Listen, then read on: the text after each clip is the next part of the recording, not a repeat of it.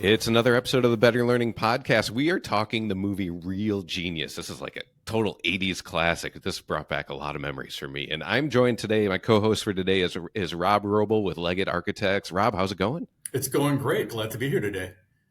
So I am so curious of, we just talked a little bit that you're Chicago area. I grew up Chicago area too. I don't know why I just associate Chicago area with like the classic 80s movies, probably just like all the John Hughes ones. Oh, completely. But this one did not take place in Chicago. But why, tell me, Real Genius, what was the reason why you picked that movie? So I had a colleague tell me about your podcast, and she took a roundabout way of asking me by saying, "What's your favorite school-related movie?" And I just off the cuff said Real Genius. Had seen it recently, have loved it for years, and she laughed, and we just went with it, which is why we're here today. So I honestly can't remember the first time I saw it. It's obviously been around for more years than I want to count, and I am a product of the 80s, so it's always resonated with me. I've always loved it, but I just thought it was, and again, it's a funny movie, and I thought it would be an interesting topic for this podcast. Yeah, for sure. So this is one of those movies that, rewatching it, I think this may have been the first time that I actually watched the movie from like beginning to end on here, but I've seen like every scene of this movie, like, right, probably at least a dozen times. But this to me was like one that was like on, I don't know, whatever it was, HBO or something.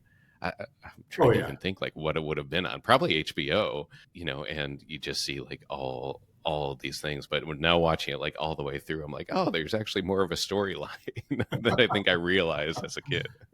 Yeah.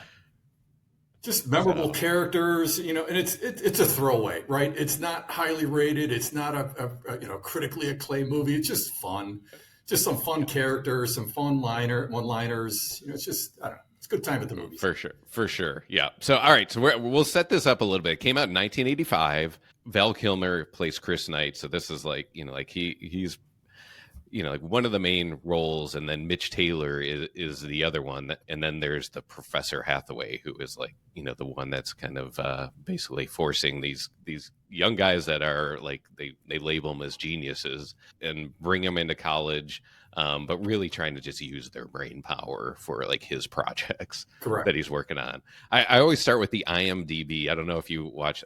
IMDb is just like a website. No, I don't watch a movie without having IMDb open and looking at the trivia. Yes, you exactly. Yes. And of all the different ratings, that's the one that I lean on most of, like, is this a movie worth watching? When I look at it, I'm like, if it's over a 7, I'm like, it's usually a pretty good movie. And if it's under a 7, then, it depends on if I'm interested in there. These movies typically do not do really well. Have you looked it up? I did. I did. All right. 6.9. So 6.9. On the cusp of your threshold. Yeah. So, but that's pretty legit for like a movie like this. Like, I would have predicted it would have been lower. I would have predicted it would have been like somewhere around like a 6.2 or 6.5. So that was pretty good. Yeah, it's definitely like the first time I think I'd ever seen Val Kilmer in a movie. Well, I have to look that up, and it's one of his first movies. So I want to say first or second. I mean, it's pretty early in his career. He's pretty young. And I did notice on IMDb that his next movie after this was Top Gun, which was interesting. So this set the stage, right, for launching his career. Real Genius is what made him the star that he is today. Yeah. And he played it great. I mean, it was just like perfect. He just had some great one-liners and just really, played that type of role of just like super smart, but also like troublemaker. Mm-hmm. and just trying to get people out of their shell all the time. Anything else around like the movie that you want to talk about before we go into the award categories? No, I think we kind of summarized it. I think one thing, again, thinking about the movie and getting ready for today, I was kind of thinking back to my college days, and I can't relate to the genius IQ and a lot of the pranks and things that they did apparently are based on reality and things that happened at places like Caltech. My roommate and I were very similar to these. I drew that parallel getting ready for the podcast, that I was more the Mitch Taylor guy, and my roommate in college was more like Chris Knight, more the free spirit. So when I made that connection, it kind of brought a smile to my face and kind of made the movie more relevant for me. But again, it's a fun movie to chat about and reminisce Yeah, about. yeah, yeah. That's interesting of seeing like what character you would relate to most. Did you go? You went to University of Illinois? Correct. Yeah. Yeah. Yeah. So were you always on the architecture path, or were you I was engineering? one of those few people who had a calling. So I decided in eighth grade that I wanted to be an architect and pursued it and never looked back. Nice. Okay, cool. Cool. That's what I didn't know if you had more of like, yeah, if there was some relation, I'd be like, you already were thinking more engineering or architecture. So And my very roommate cool. was kind of in college and out of college. He was actually from Champaign. So he was a less serious student than I was. So maybe that's why he was more the Chris Knight character in my life. But Yeah, that makes sense too. And if he's like more of a local, it feels like he kind of has been there right. longer and knows more. Yep. All right. So our award categories. The first one is we've been calling it the John Keating Award. Who is the best teacher mentor in there? I'd love to hear. I think it has Do to you, be Chris Knight, Val Kilmer's I, character, right? I mean, there really isn't. I he's mean, the only one. his whole point in the movie, like he took Mitch under his wing, right? He saw that Mitch was this uptight 15-year-old kid in the deep end of the pool, struggling to impress everybody, working too hard. And Chris is saying, "Look, you're smart. People need you. You don't need to take this so seriously. So chill out, have some fun." And he was trying to, have that same influence on everybody in their dorm by, the Tanning Invitational was the one party where they turned an auditorium into a beach party, which is Yeah. pretty crazy into itself. But just, things like that, just helping everybody relax. And again, I think that resonates for all of us. But again, as a mentor and a person trying to have impact on the people around him, I think there's no choice but to select. Yeah, I agree. I couldn't think of anyone else that I would even consider putting in there. Yeah, which again, I always look at these movies where it's education focused and there's teachers or professors, and there are a lot of times where especially like these '80s, some of the '90s movies, it's hard to find like they just don't position the adults as being very good teachers. Right. Right. So this is another one like that where it's like they learn from their peers or learn from somebody that's like maybe a year or two or a little like that, just that next stage that they look to as more the mentor, and totally agree, because you can see like Chris Knight even mentions it a few times of like that's who he was when he started. Right. Mitch was who he was. I used to dress like you and guaranteeing Yeah. that no girl would ever look at me. I mean, yeah, he was. Yeah. Yep. Yeah. The relating of his line he had, we're better, we're different from most people, better. Right. Yeah. So all right. So if we move into the next one, the cliques or the stereotypes, I mean they definitely are leaning into kind of the nerds, or like the like Yes. the more intellectual people. Any other stereotypes? I have one other one, but I'm curious to hear what you think of the stereotypes that are in the movie. Other than, I mean, there's no jocks, right? There's not a lot of other characters in the movie. It's not, the total college or school experience. So other than, Professor Hathaway, who's very much not motivated by his students, but is motivated by fame and fortune and working for the military, whatever the case may be. But no, I'm curious what you have to say, because it really was about the nerds. Yeah, there was one line that Professor Hathaway had of like when he was at his house and they had people working on there, and he's yelling at them like to get to work, and he's like, laborers should be laboring, that's what you get for not having an education. Yes. Like that was very clear of like kind of this intellectual thing of like, yeah, there's people that are going to go to college, and then there's going to be people that are doing labor work. Well, there's another line of his that I like when they're taking the final exam, and he's passing out the final exam to each row of desks.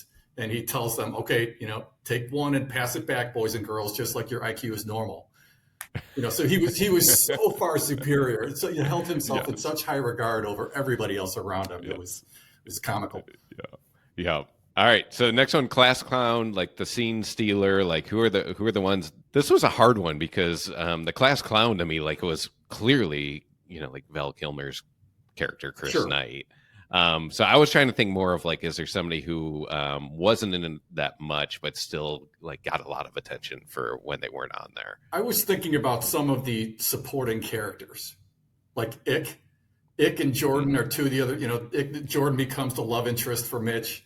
And she's hyperkinetic and on all the time and doing something so crazy and out of the ordinary. Like one of my favorite scenes is everybody's cramming for their final exams. They're up studying in the middle of the night, and she's got a belt sander and she's refinishing the wood floor in her room. And she never sleeps, and she's always doing something, knitting a sweater for Mitch. Right after she meets him.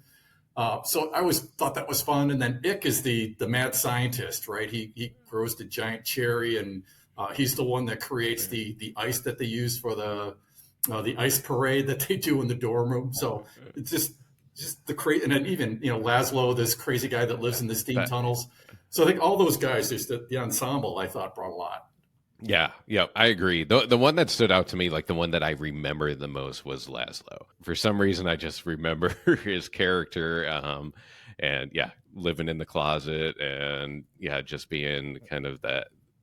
Yeah, for some reason, that was like the character that like really stood out to Right. me, like after the years. But yeah, I think those other ones are really good ones too. I know I was thinking of what was her name again? Was it Jordan. Jordan? Jordan. I'm like I feel like I'd seen her before, and I was looking at IMDb, and I really couldn't find her in anything else, but I kept thinking she was, and I can't remember her name. I think it was Boof in Teen Wolf. I don't know if you remember the Michael J. Fox I one, remember the movie. but they were not. I Okay. thought, but like in my Okay. mind, I'm like I think that's the same actress, but it was not in there. But yeah, I mean, really, like all of those characters, like I don't remember seeing them in anything else. So they like strictly like played those roles in my mind around this movie. All right, next one: homecoming scene or an iconic moment. Do you have anything other than the popcorn scene Oh yeah. that you thought Yeah. about? Okay, No, all right. What else do you have? one of the classic '80s musical montages, right? So they're following Mitch as he goes around campus, and they keep following him into some lecture. So he's in a big lecture hall, and it's filled with people. And something else happens. They come back, and he comes back to class the next day, and there's a couple of boom boxes where students are recording the lecture instead of attending it. And then Yes, he comes back another time, and the whole audience is all boombox. He's the only person yes, in the room other than the professor. And then finally, in the last sequence, the professor's got a reel to reel at the front, and he's broadcasting the lecture. He's not even there. Mitch is literally the only person there in person. And then there's a scrawled message on the chalkboard that the professor wrote that pay close attention to the recording because this is hard to understand without seeing it. So I just think that's funny. I think we all yeah. wanted to I do mean, that in college. yes, yep. Yeah, I definitely noted that actually for one of the categories later too of like that those boom boxes were just like hilarious, but like that was also the technology at the time, Well, I'm dying to right? If you know wanted to record. in college today, right, or high school, or whatever, with AI and your phones, how many students are actually, Oh, recording the lecture and transcribing it to notes yes. on the spot. I'm sure it's happening a lot. Oh, yeah, you would think. You would actually hope that they're doing Yeah, right. Yeah, exactly. that. Yeah. Like they're really missing an opportunity if they're not doing that.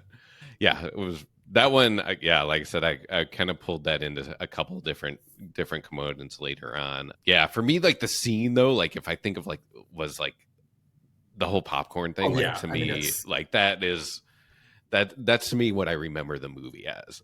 right. was that end scene. And So just the house filling up with popcorn and Kent riding the popcorn out the front door yes, as it and now he slowly, sets it up early on of that he hates popcorn. right. So yeah, one liner, best quote. There were a lot in here. Did you have anything? I struggled to pull one out, right? Because and I'm like drawing a blank right now as we're talking. But my wife and I will quote things back and forth, and one of the ones that comes to mind is when Mitch first shows up on campus and he goes to the freshman tea and he meets the dean of the college and introduces himself, and the dean's about to give him some advice. And Mitch pulls out his notebook, and the professor says, and the dean says, "Never forget to check your references." So it's just this complete, throwaway line. And Mitch puts his notebook away and walks away. And then the professor says, "I always enjoy when I think the students enjoy when I get done verbally with them." And the people around him are like just rolling their eyes, like, "You're a moron." But So I just enjoyed that, the get down Yeah, verbally quote that he. So every now and then I'll throw that into a nice. conversation, and people look at me I weird, love roll that. their eyes. Yeah, yeah, I love that. There were so many like just like quick like ones that throughout that movie. Yeah, I felt like there could have been a lot. There wasn't anything to me though that like watching it again. A lot of these movies, I'll realize like I say them a lot. I don't think there were any for me that I still quote to this day, like you do on there. The other one that stood out to me was like, what is Mr. Einstein really like? And then and they just answered dead. But there were this to me there was just really good dialogue all the way through. I had a hard time picking like the one. I agree. There's just so many, like, my things are popping into my head as we're talking, and they're throwaway lines that don't necessarily Yeah, mean anything. Like, Jerry Hathaway is belittling Kent, and Kent is trying to show off and use Jerry's first name, and Jerry's like, Kent, I told you before, you don't get to use my first name. And then his colleagues are making fun of Kent and the directions, and because Jerry's telling him to go get my dry cleaning and do this and do this and do these tasks for me. And sorry, I'm saying this out of order, but no, you're good. like one of the friends, so I guess that goes from God to Jerry to you to the cleaners, stuff like that. That's right. Just because Kent's trying Yep. to puff himself up and make himself look more important to Mitch, and his colleagues just put Kent right back in his place. Yeah, that was the other one I put in there too. The God to Jerry to me. Yeah, that sequence for sure. All right, so realistic or ridiculous? Like there's definitely let's start on the ridiculous side. I think that I mentioned it before that they do the tanning invitational. So that's the beach party in the auditorium where they turn the orchestra pit into a pool, and they've got a Yes. big slide in there. I'm like, that's a lot Yeah. ridiculous, but A amazing lot of to work, think yeah, about and actually even how he pulling it sets off. up like the lasers to like get everyone to know where Right. the party is. You're like, yeah, that would be tough to pull off. I put two in even just like the whole idea of the movie was that they were creating some weapons for the U.S. military. That was probably. But I'm assuming that a, does not happen. That there's you a have a part of me that 15-year-old. thinks like maybe Maybe it could. So like, could be.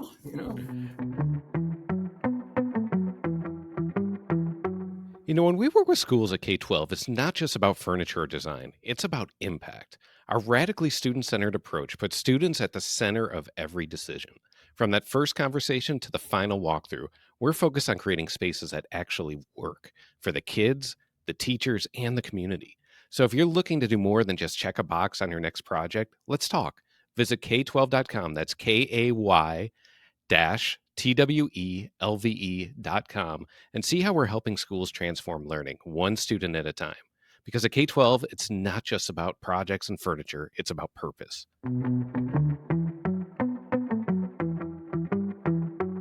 The all right, on the other side of realistic, I thought there was some pretty realistic stuff of like what school is kind of like. I think one of the things I was doing of like the recorders and the lectures and even like that student burnout that Oh happens yeah. to me was like, yeah, that's pretty realistic. That Yeah, I happens. think dorm life and people doing crazy things, and yeah, Yes. just some of the classroom montages or the campus life. I think a lot of that was pretty realistic. Yeah. Yeah. So I think Yeah. overall it was a fair portrayal of college in the '80s. Yeah. Yeah. All right. So the iPhone effect, if this was made today, what would be different? Like technology wise, just like culturally, I feel like what the would characters would probably be the same. they could Maybe be? what they're studying and what they're doing might be different. Although, again, I think about laser technology, and granted, that was maybe in more of its infancy in 1985. But I was just reading an article where NASA is experimenting with using lasers for communications in space. Yeah. So laser, it's still a relevant technology. So it could be that Chris and Mitch are still in the lab and they're still working on advancing laser technology. So that Yeah. might be the same, but nanotechnology or some of these other cutting edge technologies might be other things that people are studying around them. But I think a lot of it could still be relevant. Yeah, I would agree. I mean, I think a lot of that would be, I think, like there's always the idea of social media component to it. Like, would that change? Would the professor be like more famous on there or less famous First, because like he had his TV show that made him famous. Like, would he be able to do that in like modern, and maybe at like a much So instead of talking about much the broader. colon on a PBS show, he'd be doing a live stream or a Yeah, he'd have his Instagram own feed. YouTube channel. Yeah, I think there's a lot that actually like translated pretty well even into today's world. I think yeah, I mean some of the things they did, I don't know if they could get away with now just with as many cameras and security things that are up on campuses, but Right. I don't know. I mean, if anyone could pull it off, it's that age group, right? Yeah, yeah. You mentioned the stress level. And that was another one of my favorite scenes in the movie is again, they're all the students are crammed around the table and the one character just stands up and starts screaming, right? He's like screaming frustration. He's lost it, Yeah, right? His mind's yeah, blown. And then he goes and he screams to every single person around the room before tearing off and screaming down the hall. And then later in the yeah, movie, there's another scene at a decompression party where he's in the background, just kind of staring at his fingers and walking around.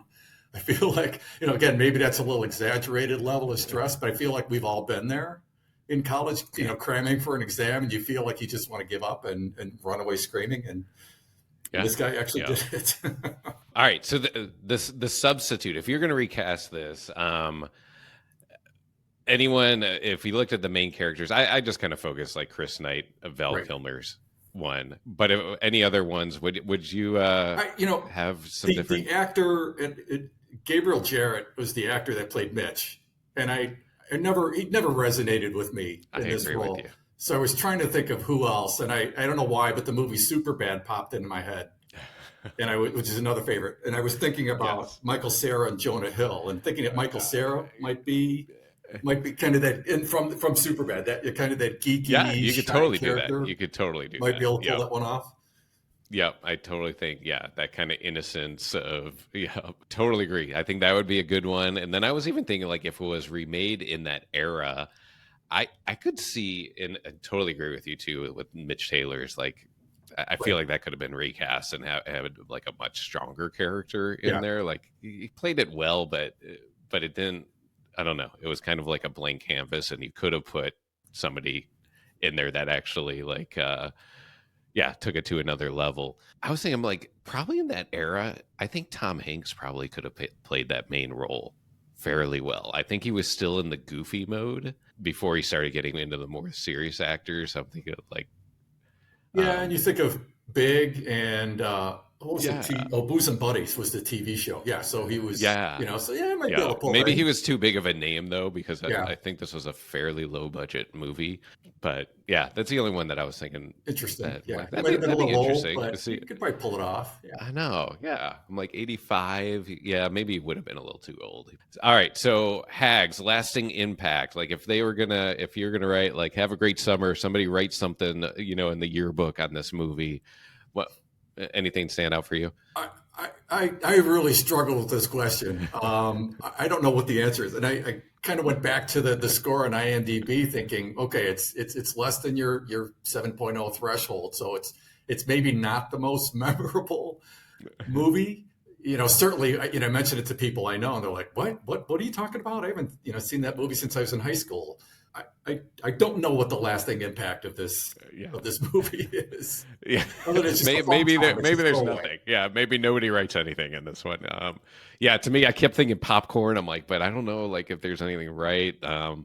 Yeah, there was one line that they had of like both immoral and unethical. Yes, and I'm like maybe somebody would write something like that. But yeah, I kind of agree with you. This wouldn't be, especially in '85. I mean, there's so many good movies Right. out.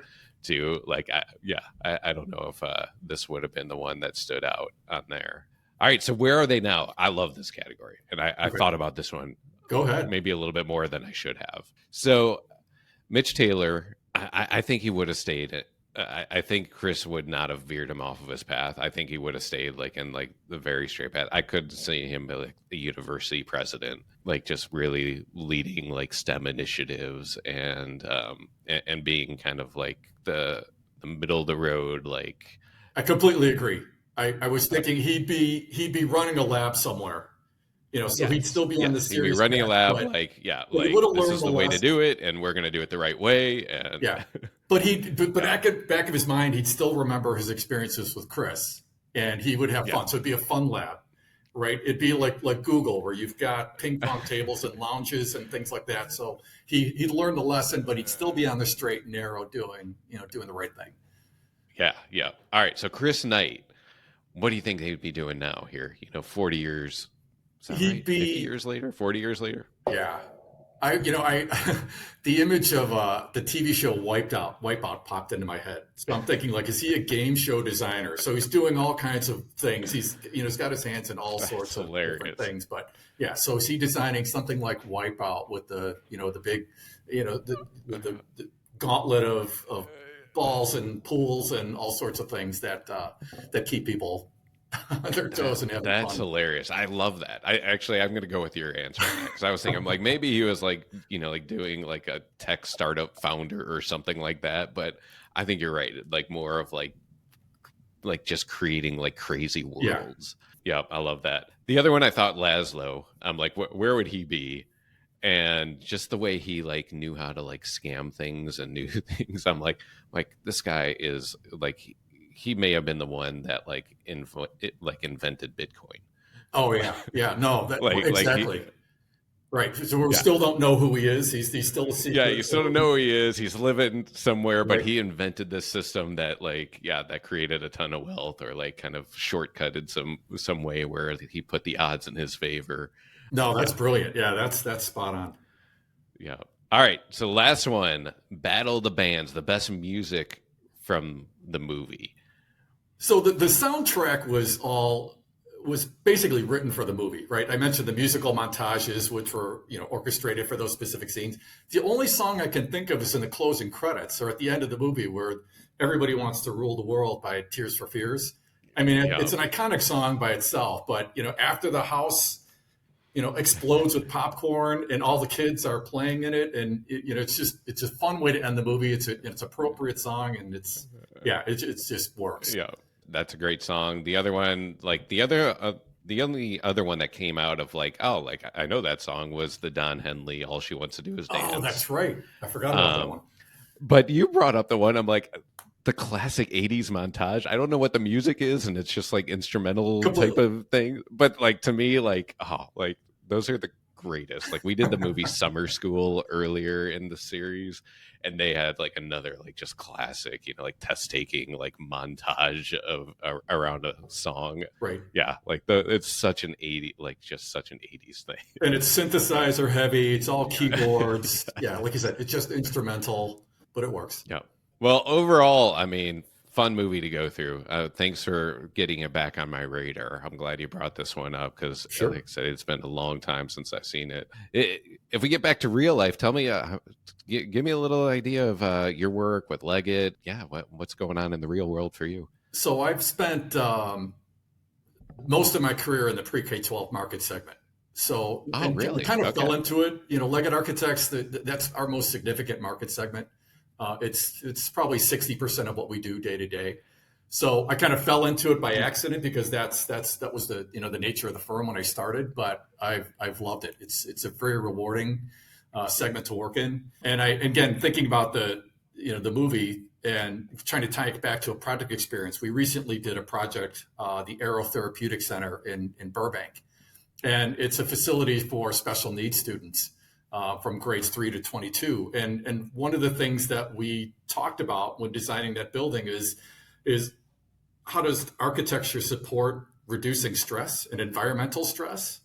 Because there were so many different triggers for these students in this building. And that's part of the reason I want to talk about Real Genius today, was same kind of thing. Here's these geniuses that can't cope with the amount of stress and the burden they have, and they're looking for ways to relieve it. And I think that pertains to the school environment, right? There's different levels of stress that I think students are under today at every grade level. So what are we doing as architects and designers to create an environment that reduces that stress? And some of the things that we did at the Therapeutic Center is every room has a small breakout area, a calming area.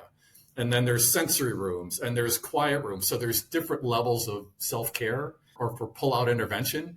And even though that applies to this particular school for special needs, I think there's lessons to be learned at any school facility, right? There's always students or staff, faculty, whoever, that need to pull themselves out of a situation and need a safe environment. So I think it's something that we need to be thinking about in everything we design. Yeah, that's actually what I was just going to ask you is like from that, like what are the things that you think, what components do you think you'll take to other projects from that? Yeah, definitely. Like we joked about as we were designing these the spaces within the classroom, like, well, why don't we do this in every classroom? Why doesn't every classroom have this little safe corner where, a student can self-reflect or de-escalate? What are other spaces in a typical school where de-escalation should happen, or just, be able to reset your thinking? So again, doing that one project really shifted our mindset in terms of how we design schools moving forward. Love it. Very cool. Yeah, well, you'll have to thank Kelsey for me here of making the intro. Yeah, getting to know her, I feel like she's been a friend of the work that Sure. that we've all been working together on here of like how do we change that status quo in education, just keep moving towards what this next generation or next set of generations really is going to need versus the way we've been doing it up until this point. So exactly, it's it's really the driver for us. I mean, it is. I feel like I'm just wrapped up in all these conversations right now of like, from parents' perspective too, of like, what do we want our kids, like, what's the goal? Like it does come right back to that of like, what's the goal of the school system by the time, they're 18, what do we want for our kids? exactly. And I feel like that's the conversation that is so important right now. That's actually going to frame really the work that we're doing in the industry. Exactly. Social emotional learning is so prevalent, and it's definitely a topic that there's a lot of awareness behind it, and it's very timely. It's about time that we're thinking about that, not just thinking about education and how to deliver it, but there's so much more to it. And that social emotional learning is such a key part of the environment that we need to be taking into account. Well, awesome. Well, thanks for doing this. Great talking to you. Are you going to any conferences or anything coming up here? No, I'm not going to like the Early conference. I'm not attending that this year. Illinois has they call it the Tri-Conference in November, where the 3 different organizations, Illinois Association of School Boards and Business Officials, and they have a conference in November. So I'll attend that. I know the fall just gets so heavy with these. So yeah, right. Like I know we have A4LE's Learningscapes, which is actually in Phoenix this year. So I'll be Kelsey's going to that, and then good. Yeah, I'll see her there. And then this year it's like back to back. The other one in our industry is Ed Spaces, and that's going to be in Columbus, Ohio, the week after that, the first week of November. So this is the time of year we're going right into the time of year where it's very much based around conferences, learnings from this last summer, so that we can apply them into the next round of schools that we're all working on. Right. So, right. Awesome.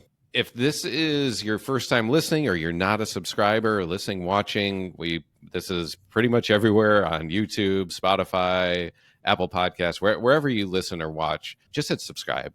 And betterlearningpodcast.com is our hub for everything. So if you want to look for anything, look at any of the past episodes, have any suggestions, it's all at betterlearningpodcast.com.